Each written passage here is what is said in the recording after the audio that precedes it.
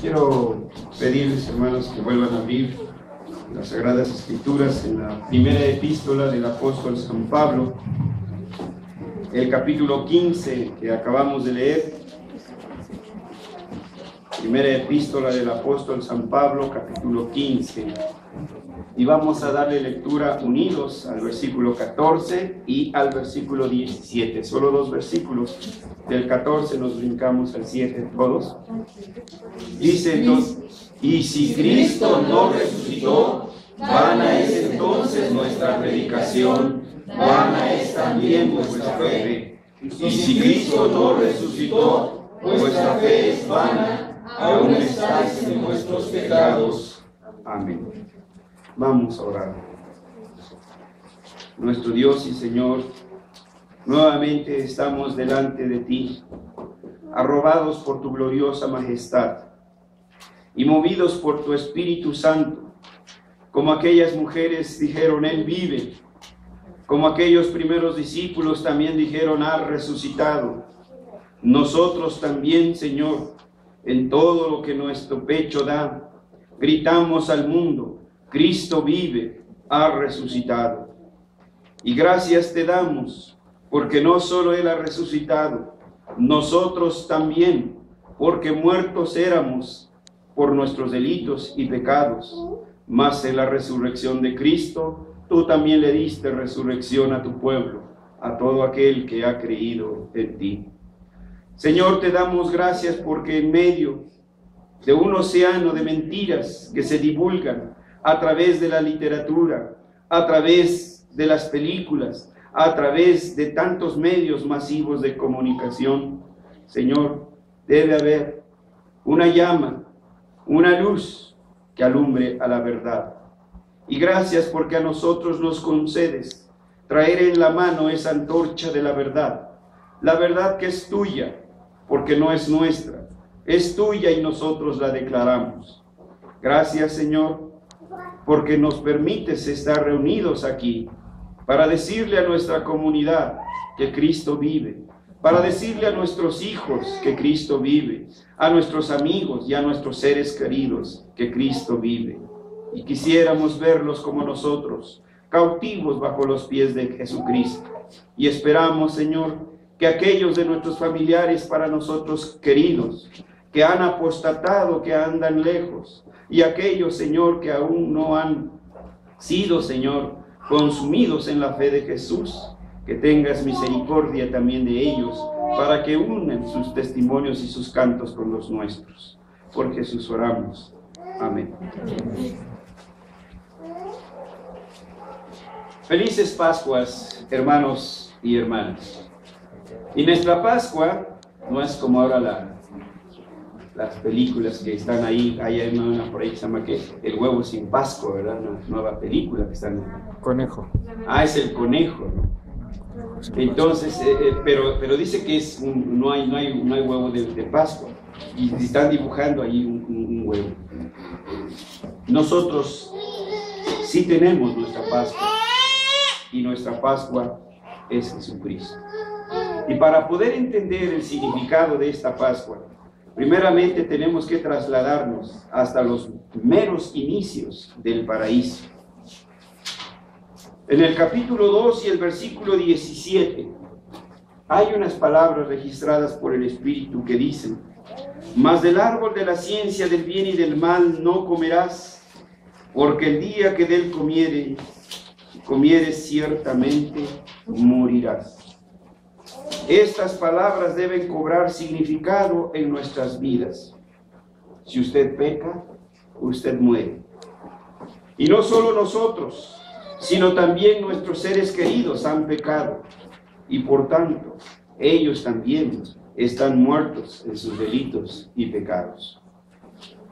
Pero en la providencia de Dios, Él ha dispuesto que en este domingo de Pascua su pueblo escuche acerca de la resurrección de Cristo de entre los muertos. Y que al igual que Jesús le dijo a esas temerosas mujeres: vayan y díganle que Cristo ha resucitado. Y a Pedro también. Eso quería decir que Pedro que el Señor había perdonado a Pedro a pesar de su alta traición. Es lo mismo. A pesar de que nuestros seres queridos, pese a nuestros ruegos, o no, hermanos, les hemos invitado a venir a los pies de Jesús. Las lágrimas han asomado en nuestros corazones, porque cómo quisiéramos verlos, como decía el apóstol Pablo. Quisiera que por poco, por mucho fueran como yo, menos estas cadenas. Estoy aquí frente a ti, oh Agripa, porque tengo la esperanza en la resurrección de los muertos. Y Agripa conocía de eso. Y nosotros también.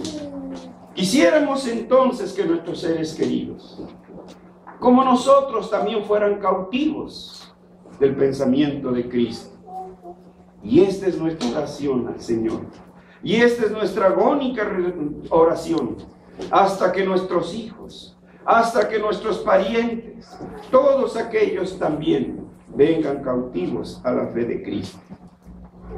Hablar de resurrección no debe de ser algo nuevo, ni esotérico. La Escritura insiste, es insistente. El Salvador fue sepultado en el Viernes Santo y levantado de la tumba el domingo de Pascua.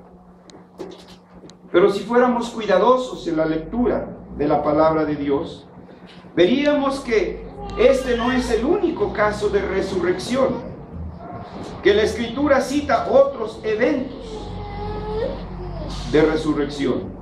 Por ejemplo, en el libro segundo de los Reyes, si alguno nos ayuda, el capítulo 4, versículo 35. Segundo de Reyes, capítulo 4, versículo 35. Y nos lo lee, por favor. Volviéndose luego, se paseó por la casa a una y otra parte, y después subió y se tendió sobre él nuevamente, y el niño estornudó 7 veces y abrió sus ojos. Este es un caso de la viuda de Naín, ¿recuerdan? La mujer que había pedido un hijo, el profeta ahora, el Señor le concede un hijo, y ese hijo muere. Y este profeta, por la virtud del Señor, devuelve la vida a este niño. Aquí tenemos un caso de resurrección. En este mismo libro, pero el capítulo 13, segundo de Reyes, capítulo 13, versículo 21. ¿Alguien lo puede leer? Y aconteció que al sepultarnos a un hombre, súbitamente vieron una banda armada y arrojaron el cadáver en el sepulcro de Eliseo. Y cuando llegó a tocar el muerto los huesos de Eliseo, revivió y se levantó sobre sus pies. Eliseo ya había muerto. Otra persona había muerto. Llevaban su cadáver a sepultar. Pero como el pueblo del Señor constantemente era instigado por los pueblos que le circuncidaban, una banda, como dice aquí, se acercó y ellos asustados tiraron el muerto. El cadáver tocó los huesos del profeta Eliseo y éste revivió. Tenemos entonces en el Antiguo Testamento testimonios de la resurrección. En el Nuevo Testamento también los encontramos. Solo citamos algunos ejemplos. Mateo 9:24, si alguno lo encuentra, por favor. Mateo 9:24. Y lee el versículo 24 y el versículo 25 también. Les dijo: apartaos, porque la niña no está muerta, sino duerme. Y se burlaban de él. Pero cuando la gente había sido echada afuera, entró y tomó entre la mano a la niña, y ella se levantó. La hija de Jairo, también muerta y resucitada por el Señor. Lucas capítulo 7, versículos 14 y 15. Y acercándose tocó el féretro, y los que lo llevaban se detuvieron, y dijo: joven, a ti te digo, levántate. Entonces se incorporó el que había muerto y comenzó a hablar, y lo dio a su madre. Ahora sí es la viuda de Naín, hermanos. Y entonces su joven hijo, piensen los que tienen hijos jóvenes, ¿sí? Nada más que de repente cayeran así ¿Sí? ¿Qué es para un padre? ¿Qué es para una madre, un hijo? ¿Sí? Si nada más tienen fiebre, ¿y cómo estamos? ¿Sí? Nada más llegan al hospital, híjoles, andamos, no se diga las mamás. Terrible. Ahora imagínense, muerto. Y esta viuda era su único hijo, y el Señor lo resucitó. Seguimos con algunos otros ejemplos. Juan capítulo 11, versículos 43. Juan capítulo 11, versículos 43 y 44. ¿Alguien nos ayuda y lo lee? Esto clamó a gran voz: Lázaro, ven fuera. Hoy que ya tenías allá mi sermón.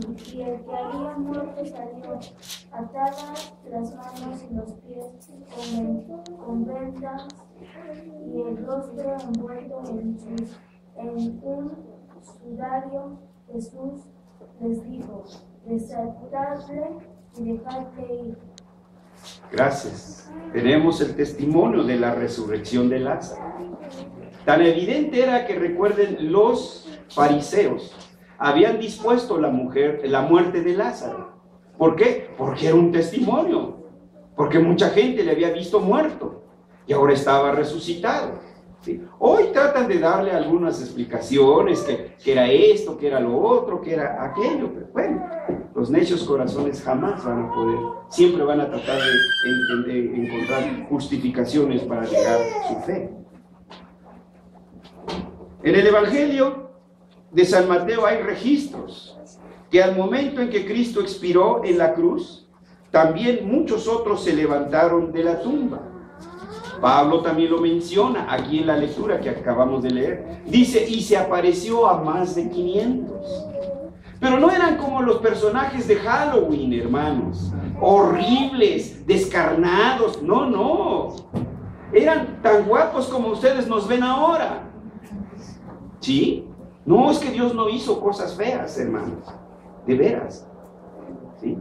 Cuando nosotros no estamos medidos por las Escrituras, nosotros ponemos otros estándares de belleza. William quién sabe quién, y no sé cuántos y cuántos. Esos vienen a ser los estándares de belleza. Dios tiene otros estándares de belleza. Entonces, vean ustedes, 500 resucitados, tal cual las conoció el pueblo. Y no se espantaron, claro, si ven una calaca andando, pues ¿quién no? Pero no, lo que vieron fueron a sus seres queridos. Muchos de ellos fueron vistos ahí.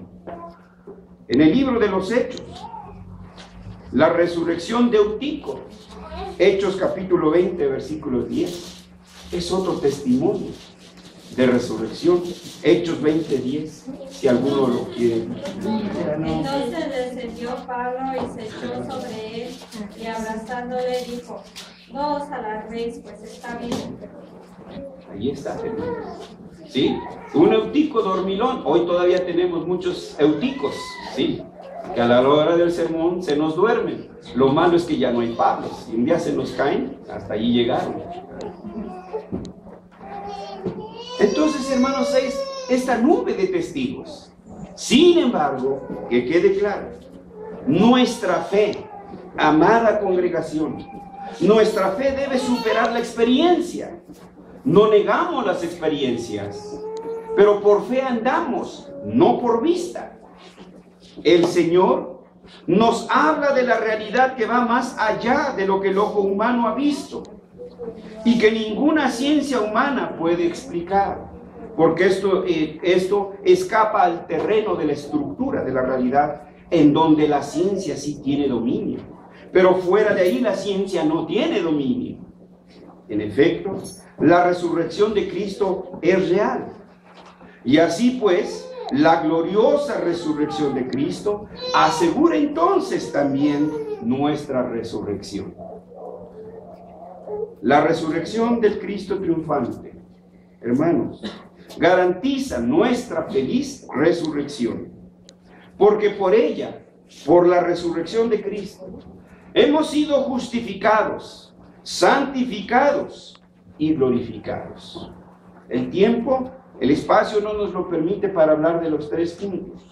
Pero hoy hablaremos de este primero, de la resurrección de Cristo y nuestra justificación.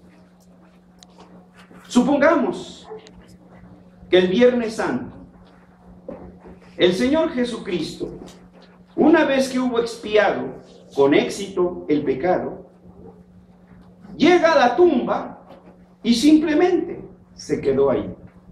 No resucitó, solo supóngaselo. ¿Qué garantía habría entonces de nuestro perdón? Y como dice el apóstol Pablo, y si Cristo no resucitó, tampoco nosotros resucitaríamos.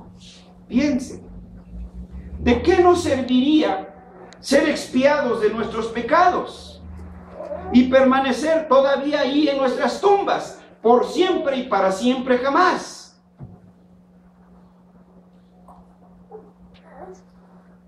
Por alejarse de las Escrituras es que se escribieron tantas fantasías en los llamados libros apócrifos. En el Evangelio según San Nicodemo, en la segunda parte, cuando habla del descenso de Cristo, es un libro apócrifo, no se lo crean, ¿sí? Cuando habla del descenso de Cristo a los infiernos, ahí se encontró a Adán y lo fue a liberar. Ahí se encontró, excepto aquellos que fueron traspasados, a Elías, por ejemplo. Ahí se los encontró a todos. Entonces, pues, ¿qué chiste tiene, no? Si morimos y vamos a dar ahí, bueno, sí vamos a dar con todos nuestros huesos a la tumba, pero nosotros sabemos que no nos quedamos ahí. ¿Qué resurrección sería esa? ¿Qué aliciente, qué consuelo? Ninguno. Hago la pregunta, hermanos, por lo que Pablo escribe a los Corintios. Él les dice que la cuestión de la resurrección de Jesús es algo de suprema importancia. De hecho, subraya en 1 Corintios, en el versículo 14, como lo leímos: y si Cristo no resucitó, vana es entonces nuestra predicación y vana es también nuestra fe. ¿Qué hago yo aquí? ¿Qué hacen ustedes aquí? Si la predicación, si Cristo no resucitó, de veras que predicar es en vano. Y la fe también. Entonces su fe sería una fe tan llena de emocionalismos como lo de tanta gente. Miren entonces cuántos llorones y lloronas hubo allá en Iztapalapa este viernes que acaba de pasar. ¿Sí? ¿Cómo conmueve? Una de las películas que pasaron, creo que fue la de Mel Gibson, por lo que vi, que comenzaba, ¿sí? De veras ese Cristo que presenta, no, es para que ustedes se le desgarre el corazón. Pero eso es vivir de puros emocionalismos. No vivir anclados entonces en la verdad. Y Pablo lo reitera en el versículo 17 y añade una frase muy importante: todavía estáis en vuestros pecados. Porque ese es finalmente el resultado. Seguimos con nuestros pecados. Porque la paga del pecado es muerte. Porque la sentencia en Génesis 2:17 fue: el día que comieres de este árbol ciertamente moriréis. ¿Por qué es entonces tan insistente Pablo en el hecho de que Jesucristo dejó vacía la tumba? ¿Por qué es este punto, este asunto tan importante? Para tener una idea sobre este asunto, tenemos que volver a nuestros pensamientos otra vez hacia el paraíso. Cómo Dios creó todo. Con su solo soplo le dio vida al hombre. Con su sola palabra le dijo a los árboles sean y existieron. Él le dio vida a todo lo que existe en la creación. Sigue siendo sustentado por Jesucristo. En Él todas las cosas subsisten, dice, y por Él existen. Todo esto está aquí, entonces tiene vida, porque Dios le ha dado vida. El Dios que formó todas las cosas en el principio no es otro más que el Dios que da la vida. Y como el Dios que da la vida puso en el momento de la creación una conexión entre el pecado y la muerte. Génesis 2:17. Si alguien lo puede leer otra vez, por favor. El árbol de la ciencia del bien y del mal no comerás, porque el día que de él comieres ciertamente morirás. El día que de él comieres, ciertamente morirás. La irrupción del pecado abrió una brecha entre Dios y el hombre. Y desde entonces, el hombre está separado de Dios, del Dios de la vida. El hombre está desconectado de la fuente de vida y vive muerto en sus delitos y pecados. Esa es la realidad humana. Pero Jesucristo ha venido al mundo para expiar el pecado. Y esa es su tarea, mujeres. Esa es su tarea, varones. Esa es nuestra tarea. Anunciar que Cristo vino al mundo para expiar el pecado y reconciliar a los pecadores con Dios.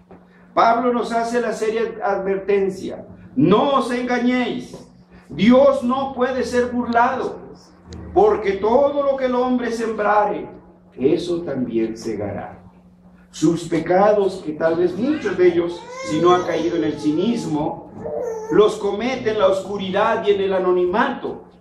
En el día del juicio serán sacados a la luz de día. Pero en la cruz, Jesús fue rechazado por Dios. Y eso significa que Él también fue desconectado de la fuente de la vida. Pero siendo Él verdadero Dios y verdadero hombre, solo Él podía soportar el justo juicio de Dios y su ira por el pecado. Y de esta manera dar vida a los que vivían muertos en sus delitos y pecados, como decía el apóstol Pablo, de los cuales yo soy el primero. El Dios de la vida quita el pecado a través de su Hijo Jesucristo. Esa es la buena noticia de la Pascua. Esa es la buena noticia de la resurrección. Que a través de la resurrección de Cristo deja claro a todo el mundo que la gracia ha triunfado sobre el pecado. Jamás el pecado va a salir victorioso delante de Dios. Y que los pecadores han sido reconciliados con Dios. Que los pecadores han sido justificados. Y este es el primer fruto de la gloriosa resurrección de Jesucristo. Porque así dijimos. La resurrección el fruto de la resurrección de Cristo es nuestra justificación, nuestra santificación y nuestra glorificación. Por eso no es vana nuestra fe. No hemos creído en vano. Esos que ahora se ríen de nosotros, esos que ahora se burlan de nosotros.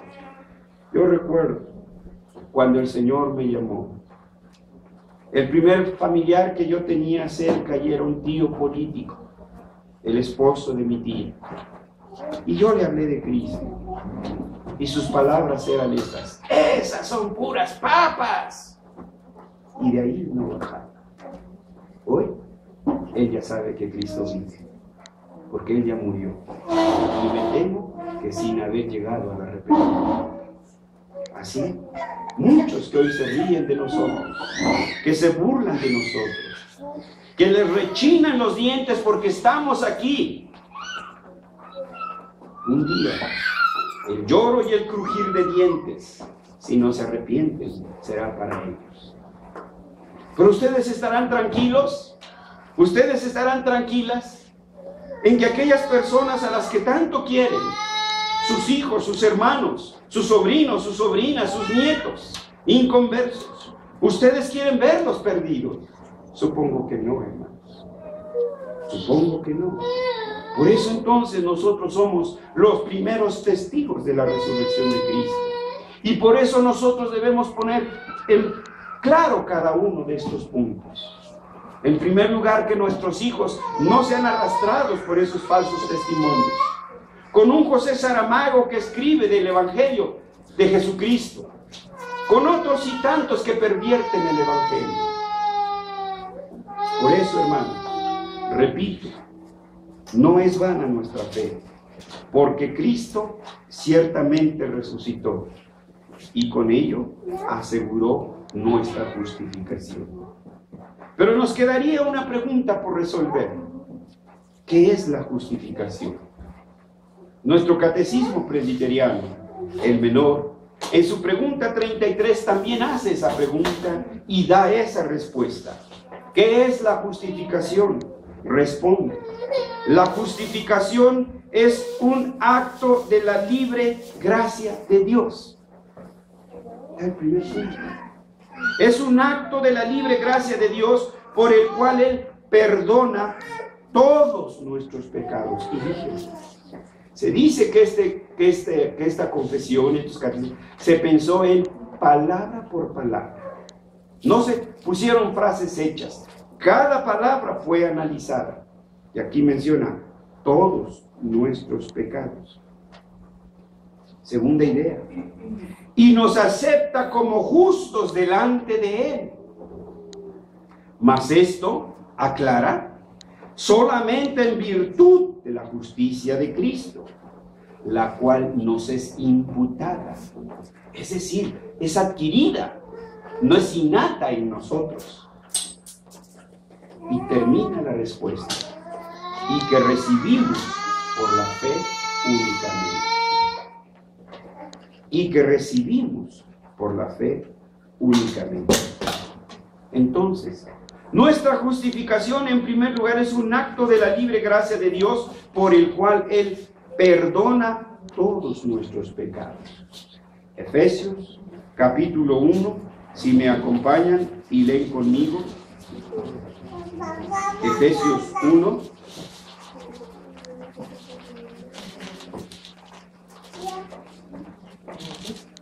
Capítulo 1. Síganme con la vista. Desde el versículo 3 dice así el apóstol Pablo: bendito sea el Dios y Padre de nuestro Señor Jesucristo, que nos bendijo con toda bendición espiritual en los lugares celestiales en Cristo, según nos escogió en Él, se refiere a Cristo, antes de la fundación del mundo, para que fuésemos santos y sin mancha delante de Él. En amor, habiéndonos predestinado para ser adoptados hijos suyos por medio de Jesucristo, según el puro afecto de su voluntad. Ahí está las frases. Según el puro afecto de su voluntad. No tenía ninguna obligación. Y menciona el propósito: para alabanza de la gloria de su gracia, con la cual nos hizo aceptos. ¿En quién? En amor. ¿Por qué las que son mamás adultas? ¿Por qué ciertas muchachas entran a nuestras casas? Los que somos ya, que tenemos hijos mayores, jóvenes. ¿Por qué algunos muchachos entran a nuestras casas? ¿Así nomás porque son guapotes o guapotas? No, entran por nuestras hijas. Porque nosotros amamos a nuestras hijas, amamos a nuestros hijos. Y el feo que yo le haga a ese señor o a esa señora, no, a esa señorita, a ese joven, es el feo que le voy a hacer a mi hijo, es el feo que le voy a hacer a mi hija. No, ¿o sí? ¿Verdad que sí? Por ellos, por ellas, les permitimos la entrada. Esta es una sencilla ilustración, hermanos. Ahora nosotros delante de Dios, ¿por qué estamos ahí? Por Cristo. Porque somos aceptos en el amado. Sin Cristo nosotros nos quedaríamos allá afuera, como los novios y las novias de nuestros hijos. Sin ellas se quedarían allá afuera, no entrarían a nuestra casa. Es una ilustración muy sencilla, pero esto nos ilustra bastante bien, hermanos. ¿Por qué estamos delante de Dios? Porque Dios ama tanto a su Hijo, que todos aquellos que Cristo ama, pues Dios los acepta por amor a su Hijo. Por eso dice, aceptos en el amado. Versículo 7, en quien tenemos redención por su sangre, el perdón de pecados según las riquezas de su gracia. Entonces, hermanos, la justificación es un acto de la libre gracia de Dios, por el cual Él perdona todos nuestros pecados. Y la segunda idea dice, nos acepta como justos delante de Dios. Ahora escuchen, dice, como justos. No es que nosotros seamos justos, no es que nosotros seamos santos, puros, inmaculados. No, hermanos, ustedes se conocen. Ustedes conocen su apellido y nomás se les sube a la cabeza. ¿Y quién los para? ¿Quién los detiene? Yo no conozco a don Silva con el apellido arriba, pero yo creo que sus hijos y la hermana sí, y viceversa, y así, de cada uno de nosotros, ¿verdad? Sí. Seguimos siendo pecadores, pero pecadores redimidos y perdonados. Y nos acepta como justos, como si fuéramos justos, como si fuéramos limpios, como si fuéramos sin mancha, como si fuéramos sin pecado. Pero en realidad nuestro pecado ahí está, cubierto por la sangre de Cristo. Y Dios ama esa preciosa sangre. Y cuando Él ve esa sangre, se le olvida todo enojo por usted, todo enojo por usted, todo enojo por mí. Tan solo ve a su Hijo y se disipan todos sus enojos por nuestros pecados. Con cuánto amor el Señor nos ha aceptado en su Hijo. Segunda de Corintios puede reafirmar esta idea que estamos mencionando. Segunda de Corintios capítulo 5, si alguien lo encuentra, por favor lea el versículo 19. Segunda. Que Dios estaba en Cristo reconciliando consigo al mundo, no tomándoles en cuenta los hombres sus pecados, y nos encargó a nosotros la palabra de la reconciliación. Dios estaba en Cristo reconciliando consigo al mundo, en Cristo. ¿Sí? Ahora vean la siguiente frase. No tomándoles en cuenta a los hombres sus pecados. ¿Sí? Los pecados ahí están. Simplemente los pasó por alto por la sangre de Jesucristo. Ahora el versículo 21. Al que no conoció pecado por nosotros, lo hizo pecado para que nosotros fuésemos hechos justicia de Dios en él. Al que no conoció pecado, lo hizo pecado por nosotros.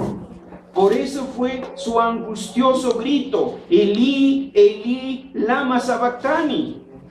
Porque en ese momento estaba cargando todos los pecados de usted, todos los pecados míos, y Dios no puede tolerar el pecado, y Dios veía en Cristo el pecado suyo y el mío, por eso lo abandonó.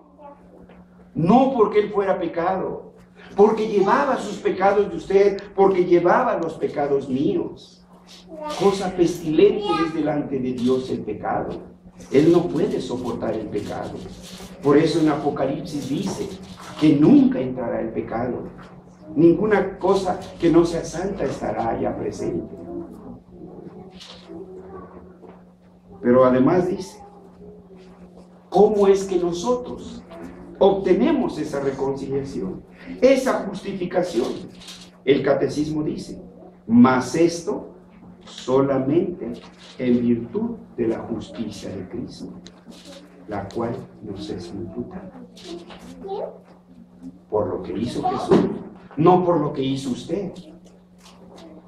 Jamás podrá cubrir su deuda. Por eso, aunque le digan, haz esto y vivirás, ¿quién no le asegura que cuando lo haga le dice, pues haz esta otra y también, pues ya nomás esta otra, y ya nomás esta otra, y llega usted a 100? Esta es la esclavitud, tristemente, de muchos papistas romanistas. Nunca pueden estar seguros ni satisfechos de su justificación.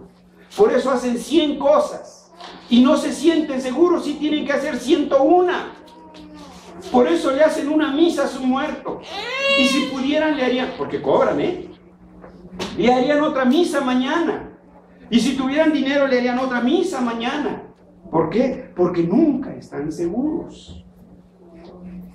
Pero nuestra seguridad descansa en la justicia de Cristo. Y que esa preciosa justicia nos es imputada a nosotros. Muchas veces he dado la ilustración, como si nos quitaran el manto de Jesús, y no el poder mágico que luego le dan en la película por ahí que anda, ¿sí? Aunque no lo dicen, lo dejan ver, ¿sí? Como si su manto lo pusieran sobre nosotros, y entonces nuestros pecados fueran cubiertos. Eso es imputación, ¿sí? Darnos a nosotros lo que a otro le corresponde. La justicia es de Cristo, pero ahora esa justicia nos es imputada a nosotros. Romanos 3:24, si alguien nos ayuda, por favor. Romanos 3:24. Siendo justificados gratuitamente por su gracia, mediante la redención que es en Cristo Jesús. Siendo justificados. ¿Cuál es la siguiente palabra? Gratuitamente. Siendo justificados gratuitamente. ¿Pero por quién? Por su gracia. ¿En quién? En Cristo. Ahora, en este mismo libro, pero en capítulo 4, versículo 6. Como también David habla de la bienaventuranza del hombre a quien Dios atribuye justicia sin obras. Muy bien. Diciendo, bienaventurados aquellos cuyas iniquidades son perdonadas y cuyos pecados son cubiertos. Y el 8 también. El 8. Bienaventurado el varón a quien el Señor no inculpa de pecado. Ahí está. ¿Sí?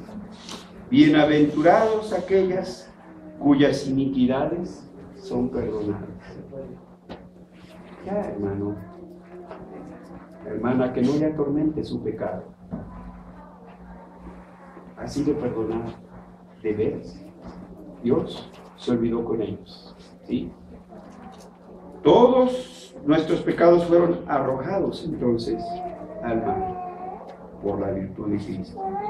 Y termina nuestra confesión diciendo, y que recibimos por la fe únicamente.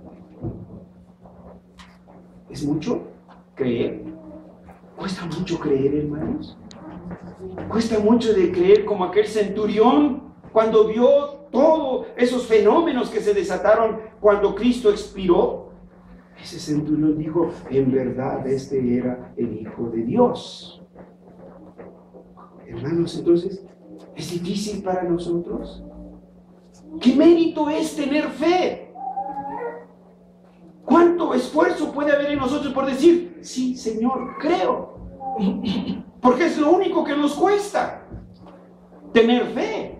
No le va a costar su casa, no le va a costar como los de estos de que pare de sufrir. Dinero y tras dinero. Dice, y que recibimos únicamente por la fe. Romanos 5:1. Justificados pues por la fe tenemos paz para con Dios por medio de nuestro Señor Jesucristo. ¿De veras? ¿Que tienen vista de Superman? ¿De Clark Kent? Que llega hasta acá, hasta el sermón, hermanos. Justificados pues por la fe. Ahí está. Punto. Tenemos paz. ¿Con quién? Con Dios. Es lo que nos interesa, hermanos. Les robamos una frase a los mismos papistas. Ellos dicen, estando bien con Dios, man que los santos se enojen. Entonces, si nosotros estamos en paz con Dios, pues ¿qué importa todo lo demás? Gálatas 2:16.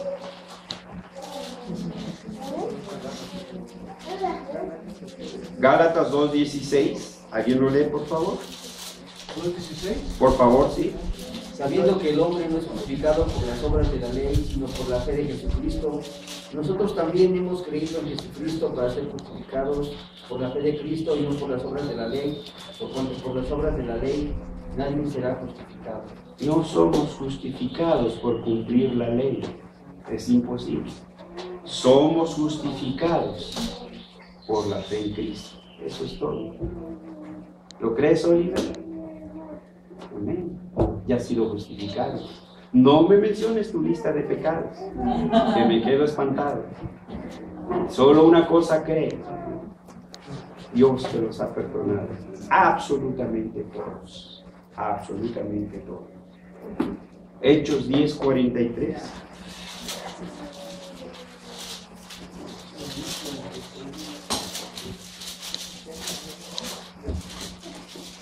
De este dan testimonio todos los profetas, que todos los que en él creyeren recibirán perdón de pecados por su nombre. Todos juntos lo leemos. De este dan testimonio todos los profetas, que todos los que en él creyeren recibirán perdón de pecados por su nombre. Amén. Por la resurrección tenemos nuestra justificación. He aquí este glorioso evangelio de la verdad. Este debe ser un motivo de regocijo y tener la seguridad de que hay vida abundante para todos aquellos que están unidos al Salvador por medio de la fe en Él. Porque por su bendita resurrección nosotros hemos sido justificados. Alabado sea el Señor. Amén. Vamos a orar.